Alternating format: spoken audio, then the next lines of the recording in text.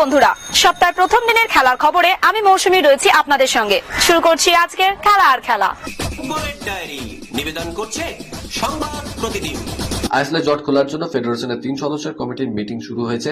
যে কমিটিতে বাংলা ফুটবলের নিয়ামক সংস্থা আইএফএ সচিব অনির্বাণ দত্তের সঙ্গে রয়েছেন গোয়া ফুটবল সংস্থার সভাপতি কাইতানো ফার্নান্ডেজ এবং কেরল ফুটবল সংস্থার সভাপতি নওয়াজ মিরাজ। আজ থেকেই সরকারিভাবে মিটিং শুরু হয়েছে, কিন্তু তার আগে নিজেদের মধ্যে আলোচনা এই কমিটির সদস্যরা মোটামুটি যা ঠিক করেছেন তা হলো দ্রুত নিজেদের মধ্যে আলোচনা করে এই মরশুমে আইএসএল করার জন্য বেশ কিছু প্রস্তাব তৈরি করা হবে। ফেডারেশনের প্রস্তাবে সম্মত হলে ক্লাবরা ফেব্রুয়ারি থেকে আইএসএল খেলবে, আর যদি ক্লাবরা রাজি না হয় তাহলে মরশুমের জন্য আইএসএল মোটামুটি বীজ পাওয়া জলে। আগে ক্লাবগুলো কেন্দ্রীয় ক্রীড়া মন্ত্রক ফেডারেশনকে আইএসএল চালানোর জন্য কিছু প্রস্তাব দিয়েছিল, জানিয়ে আলোচনা হয়েছে ফেডারেশনের বার্ষিক সাধারণ সভায়। আবার সফল ইস্ট বেঙ্গলের মহিলা দল কাঠমান্ডু দশরথ স্টেডিয়ামে নেপালের এপি ক্লাবকে 3-0 গোলে হারিয়ে দিল ইস্ট বেঙ্গল। জোড়া গোল নাইজেরীয় স্ট্রাইকার ফাজিলা ইকুয়াপুটে। এটি গোল করেছেন সিল্কি দেবী। মহিলাদের ফুটবলে ইস্ট বেঙ্গল যে এখন অন্যতম শক্তি তা আরো একবার প্রমাণ হয়ে গেল। লিগ পর্বে এবিএফ এর বিরুদ্ধে ড্র করেছিল তারা, তবে ফাইনালে দাপট দেখালো লাল হলুদ। ঘরের দলকে সমর্থন করতে কাঠমান্ডু স্টেডিয়ামে প্রচুর সমর্থক এসেছিলেন, কয়েকজন ইস্ট বেঙ্গলের সমর্থককেও দেখা গিয়েছে। ক্লাবগুলোর তরফে চাঁদা তুলে আইএসএল করার প্রস্তাব পাশ হল না ফেডারেশনের বৈঠকে। ওই প্রস্তাব সংবিধান বিরোধী বলে আপত্তি ওঠায় তাতে সিলমোহর পড়ল না। বদলে আইএসএল এর ভবিষ্যৎ নির্ধারণ করার জন্য বাংলা, গোয়া, কেরল 3 রাজ্যের সভাপতি সচিবদের নিয়ে কমিটি করার সিদ্ধান্ত নিয়েছে ফেডারেশন। আইএসএল জট কাটাতে ক্লাবগুলোর কাছে সমাধান চেয়েছিল ক্রীড়া মন্ত্রক।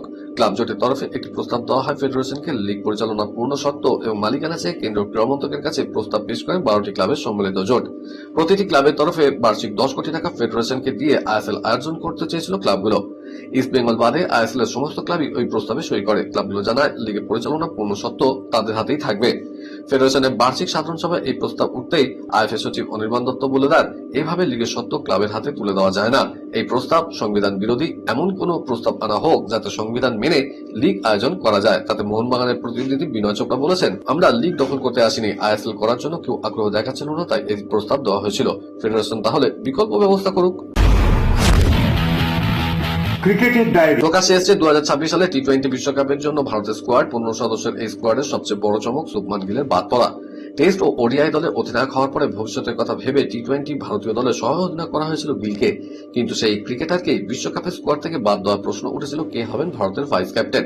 আলোচনায় উঠে আসছিলেন হার্দিক পান্ডিয়া এবং জসপ্রীত বুমরাদের নাম, কিন্তু সেখানেও চমক দিয়েছে বিসিসিআই। অভিজ্ঞ স্পিনার অলরাউন্ডার অক্ষর প্যাটেলকে এই দায়িত্ব দেওয়া হয়েছে। কেন বেছে নেওয়া হলো তাকে? অক্ষরকে এই দায়িত্ব দেওয়া নিয়ে মুখ খুলেছেন প্রধান নির্বাচক আজিত আগারকার। তিনি বলেছেন, প্রাথমিকভাবে শুভমানকে বেছে নেওয়া হয়েছিল ভাইস ক্যাপ্টেন হিসাবে।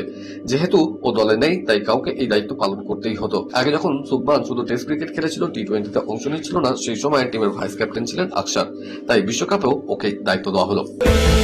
একদিনের বিশ্বকাপ জয় 50 দিন পর ক্রিকেটে প্রত্যাবর্তন ঘটেছিল ভারতীয় মহিলা ক্রিকেটারদের। শ্রীলঙ্কার বিরুদ্ধে 5 ম্যাচের টি-20 সিরিজের প্রথম ম্যাচে বিশাখাপত্তনমে সহজেই জয় পেল তারা। শ্রীলঙ্কাকে 8 উইকেটে হারিয়ে 1-0 ফলে এগোলেন হরমনপ্রীত কৌররা। ভারতীয় মেয়েদের আঁটো বোলিং এর পর ব্যাট হাতে জেমাইমা রড্রিগেজের দুরন্ত ব্যাটিং জয়ের ভিত করে দেয়। শ্রীলঙ্কা প্রথমে ব্যাটিং করে মাত্র 121 রান তোলে। জেমাইমা 44 বলে অপরাজিত 69 রানে ইনিংস খেলে 14.4 ওভারে ম্যাচ শেষ করেন। এদিন নজির গড়েন স্মৃতি মান্দানা। ভারতের প্রথম মহিলা ক্রিকেটার হিসেবে আন্তর্জাতিক টি-20তে 4000 রানের মাইল ফলকে পৌঁছেছেন।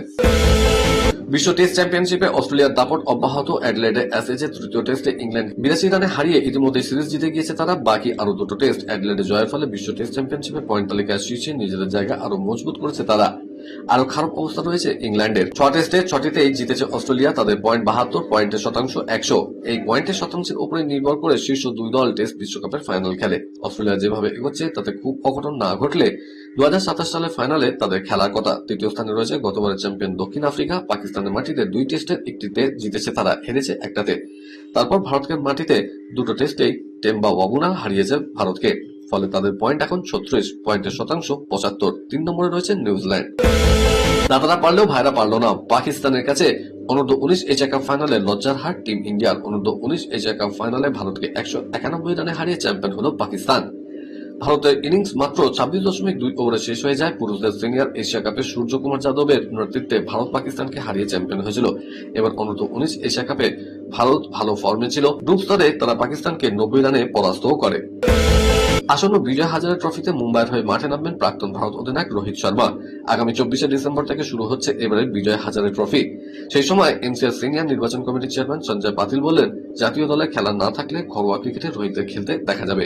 সেই কথা অনুযায়ী এবার প্রাথমিক দুটি ম্যাচের জন্য রোহিতের নাম রেখেই দল ঘোষণা করেছে মুম্বাই। আগামী টি-20 বিশ্বকাপে তারা যুগ্ম আয়োজক। বিশ্বকাপের জন্য শ্রীলঙ্কা 25 সদস্যের প্রাথমিক দল ঘোষণা করেছে। সবচেয়ে উল্লেখযোগ্য ব্যাপার, অধিনায়ক হিসেবে তারা সরিয়ে দিল চারিত আসালাঙ্কাকে। নতুন নেতা হিসেবে নাম ঘোষণা করা হলো দাসুন সানাকার। খারাপ ব্যাটিং পারফরমেন্সের জন্য আসালাঙ্কার নেতৃত্ব গেল, যদিও প্রাথমিক দলে তার নাম রয়েছে। খেলাতে সময় হয়ে গেছে এখন একটা ছোট্ট ব্রেকের। ফিরছি ব্রেকের পর, দেখতে থাকুন খেলা আর খেলা।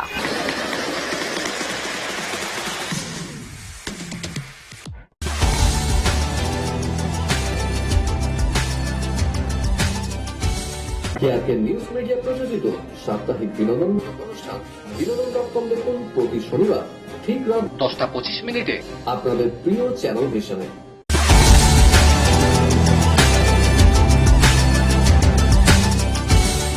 ব্রেকের পর ফিরে এলাম খেলা আর খেলাতে। বিদেশের ডায়েরি। ইংলিশ প্রিমিয়ার লিগে ছুটছে ম্যানচেস্টার সিটির জয়রথ। ঘরের মাঠে দল শেষ পর্যন্ত ম্যাচ ড্র করে মাঠ ছাড়ে দুদল। রুবেন অ্যামোরিমের ছেলেরা জয় পেয়েছে লিভারপুল এবং আর্সেনাল। জাতীয় হ্যান্ডবলের নজির বাংলার। ফাইনালে চণ্ডীগড়কে হারিয়ে 54তম জাতীয় হ্যান্ডবল চ্যাম্পিয়নশিপ খেতাব জিতল বাংলা। চুঁচুড়ার নেতাজি সুভাষ স্পোর্টস এরিনায় আয়োজিত এই টুর্নামেন্টে ছত্তিশগড়কে হারিয়ে ফাইনাল উঠেছিল বাংলা। আর ফাইনালে হাড্ডাহাড্ডি লড়াই শেষে প্রথমবার এই খেতাব জিতল তারা। খেলার শুরু থেকে চোখে পড়ার মতো লড়াই করতে থাকে দুই দল।